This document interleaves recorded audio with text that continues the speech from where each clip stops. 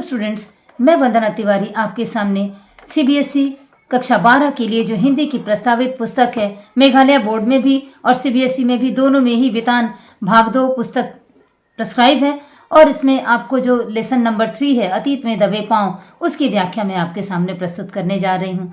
तो अतीत में दबे पांव जो निबंध है, ये एक यात्रा वृत्तांत है और इसको रिपोर्टाज भी कह सकते हैं।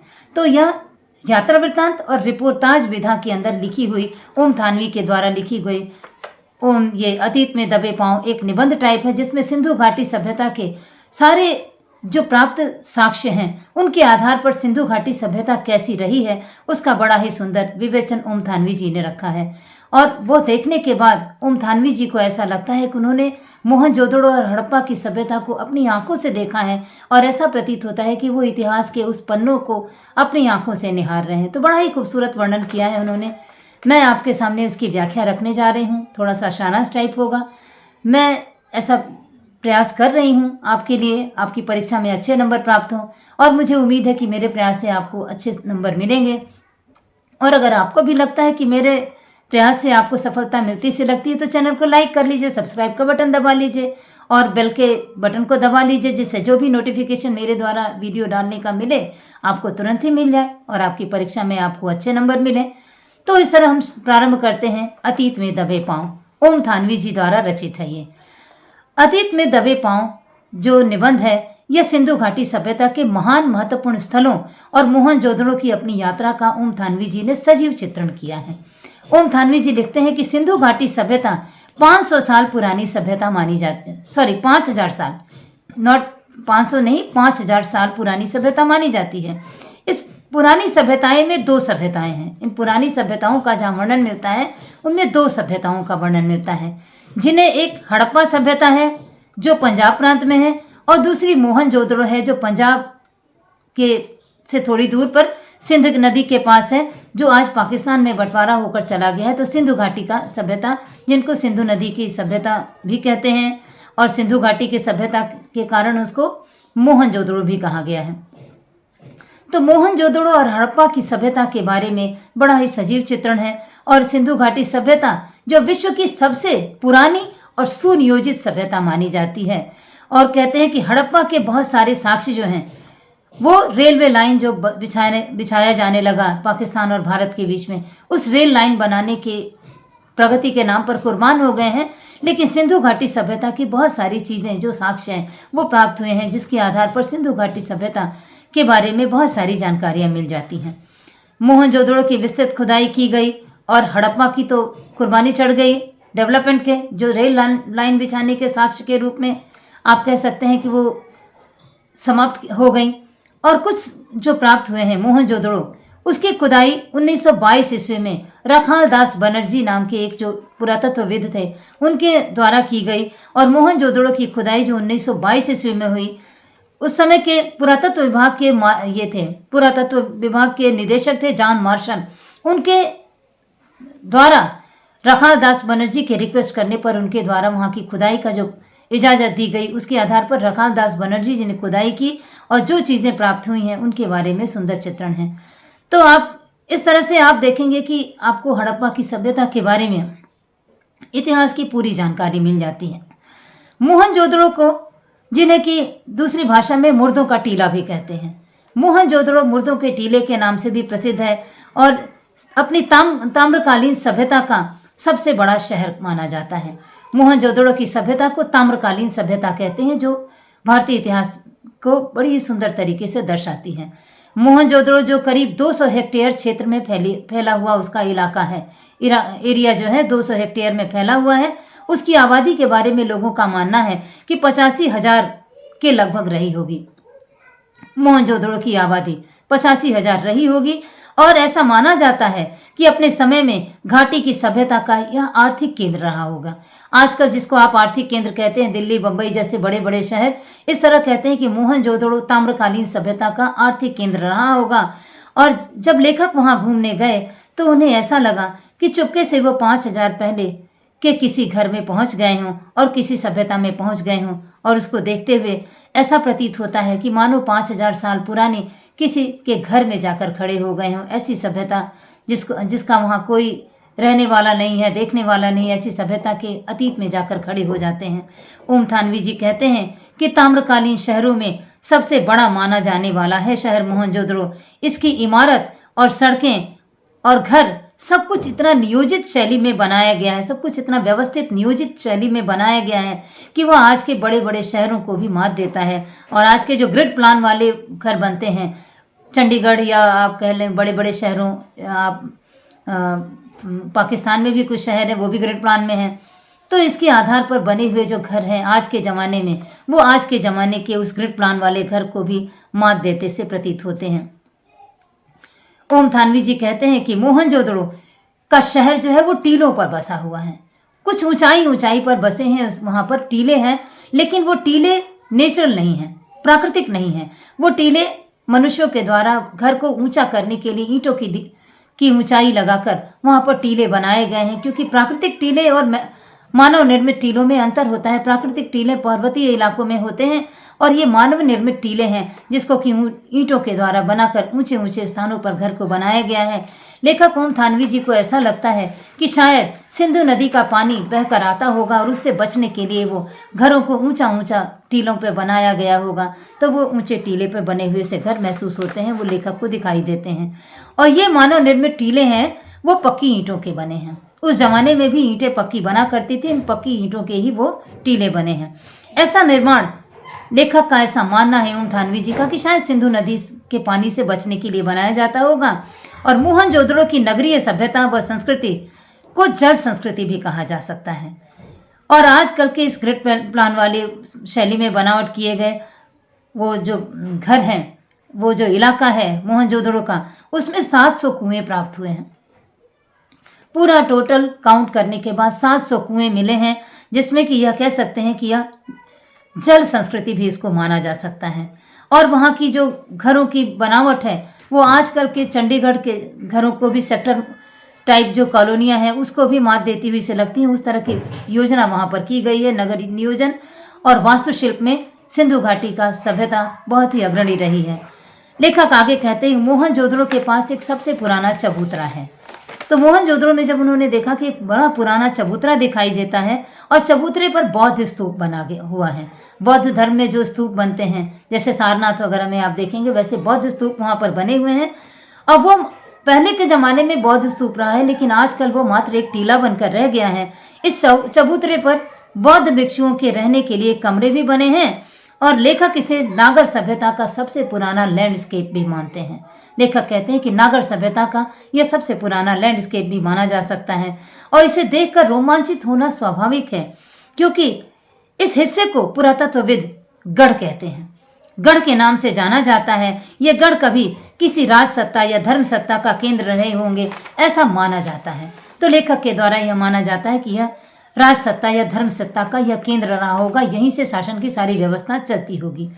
पक्की ईंटों व लकड़ी से बनाए गए जो वहाँ पर घर हैं, जिनकी दीवारें पक्की हैं और मोटी भी हैं, वहाँ पर कुछ घर भी मिले हैं जो पक्की ईंटों के बनाए गए हैं और दीवारें मोटी भी हैं। शायद इतनी मोटी दीवारें 2 मंजिली इमारत बनाने के लिए बनाई गई होंगी। इसके आगे लेखक कहते हैं कि मुख्य सड़क पर बैलगाड़ियां चला करती होंगी।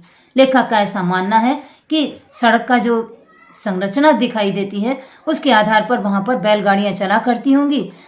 और एक खासियत उन्होंने यह भी देखा है कि जब नगर नियोजन हुआ है वहां पर, तो नगर नियोजन में हर घर का दरवाजा कभी भी रोड साइड में, सड़क के साइड में नहीं खुला है और हर घर का जो पिछला हिस्सा है वह रोड साइड में है और घर का जो आगे का हिस्सा है वो गलियों में खुला हुआ है। तो इस तरह लेखक के हिसाब से नगर नियोजन में किसी घर का द्वार सड़क की ओर नहीं खुलता है, बल्कि घर का पिछला हिस्सा सड़क की ओर खुलता है।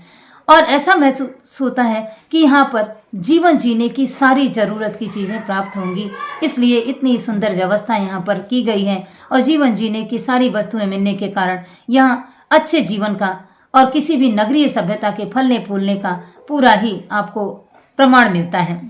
लेखक आगे कहते हैं कि वहाँ से थोड़ा आगे बढ़ने पर पूर्व दिशा में अमीरों की बस्ती दिखाई देती है।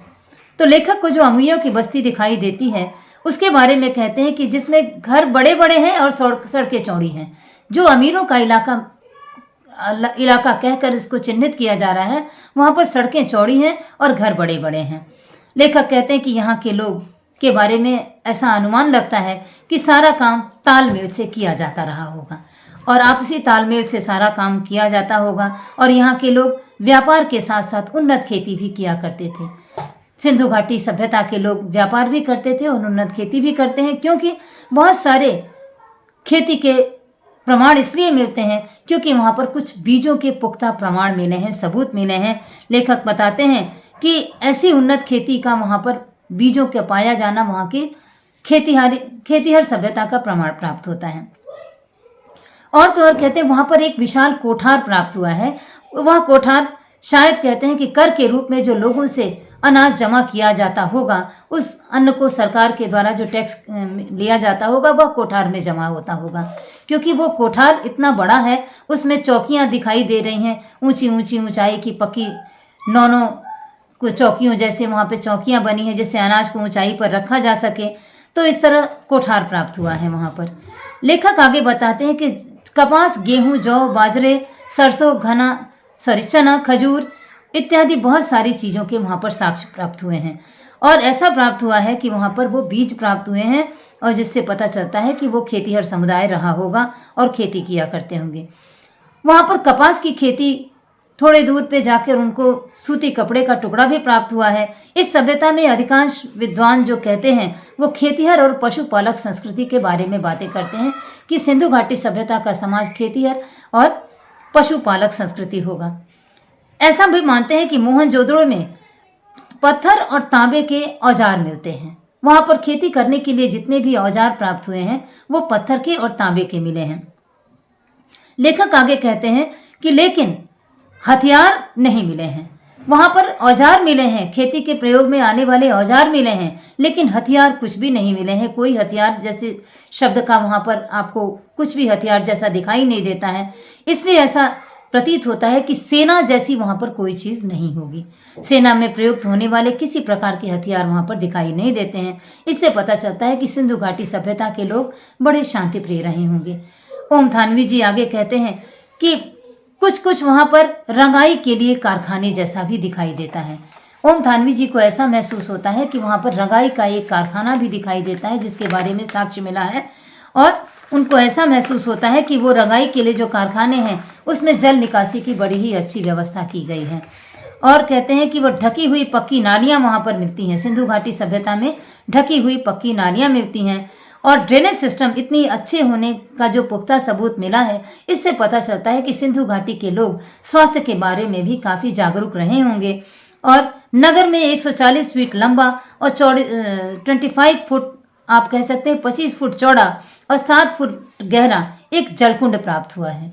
तो इस तरह के साक्ष्य वहाँ पर मिले हैं। जो जलकुंड मिला है जो 140 फीट लंबा है, 25 फुट चौड़ा है और 7 फुट गहरा है। तो इतना लंबा चौड़ा जो जलकुंड मिला है उसके बारे में कहा जाता है, अंदाज़ा लगाया जाता है कि शायद यह जलकुंड धार्मिक अनुष्ठानों के समय सार्वजनिक स्नान के लिए प्रयोग किया जाता होगा। वो जलकुंड है और इसकी दीवारें जो बनी हैं पक्की ईंटों की बनी हैं और पक्की ईंटों की दीवारें जमाव करके बनाई गई हैं और कुएं में गंदा पानी ना रिसे इसके लिए और कुएं में बाहर का पानी ना आ सके इसलिए दीवारों के बगल में जलकुंड के बगल में दीवारें बनाई गई हैं और उन दीवारों का वो दीवार इतने मोटे हैं कि सफ़ेद डामर का प्रयोग करके उनकी दीवारें बनाई गई हैं। और जो कुंड है, कुंड के नीचे कहते हैं कि सफ़ेद डामर से दीवारें बनाई गई हैं और कुंड की बहुत अच्छी व्यवस्था की गई है। और कह रहे हैं कि इस तरह कुंड के तल में भी ईंटे की जमाव से पूरी कुंड के नीचे भी ईंटे का जमाव करके पक्की बनाई गई हैं। तो वह जलकुंड ऐसा प्रतीत होता है कि मानो धार्मिक अनुष्ठान के समय सभी लोग वहाँ स्नान करते होंगे। और तो और कहते हैं कि उस सफ़ेद डामर का प्रयोग करके जो दीवार बनाई गई है और कुएं की जलकुंड की साफ सफाई की पूरी व्यवस्था रहती होगी। और जलकुंड के पास ही एक कुआं प्राप्त हुआ है। वो जलकुंड जहाँ मिलता है वहाँ एक कुआं प्राप्त हुआ है। तो लोगों को ऐसा लगता है कि शायद उस जलकुंड में कुएं से ही पानी आता होगा। और यहाँ वो जो कुएं मिले हैं 700 कुएं मिले हैं और जलकुंड के पास भी कुआं मिला है। तो ऐसा लगता है कि कुएं से ही जलकुंड में पानी आता होगा और जलकुंड से भी पानी निकलने के लिए भी अच्छी व्यवस्था वहाँ पर पक्की ईंटों की व्यवस्था की गई है। और इसके अलावा सिंधु घाटी सभ्यता में 700 कुएं भी मिले हैं कई तालाब भी मिले हैं जो पक्की ईंटों के बने हैं। यह संसार की सबसे पहली सभ्यता यह मानी जाती है जिसको जल संस्कृति कह सकते हैं। यह ऐसी संस्कृति है, संसार की शायद पहली सभ्यता रही होगी जो भूमि से जल निकालने का काम करती थी, भूमि से जल निकालकर प्रयोग करती होगी, क्योंकि 700 कुएं इस बात का प्रमाण है कि भूमि से जल निकालने की व्यवस्था उस जमाने में रही होगी। इसलिए सिंधु घाटी सभ्यता को जल संस्कृति कहते हैं।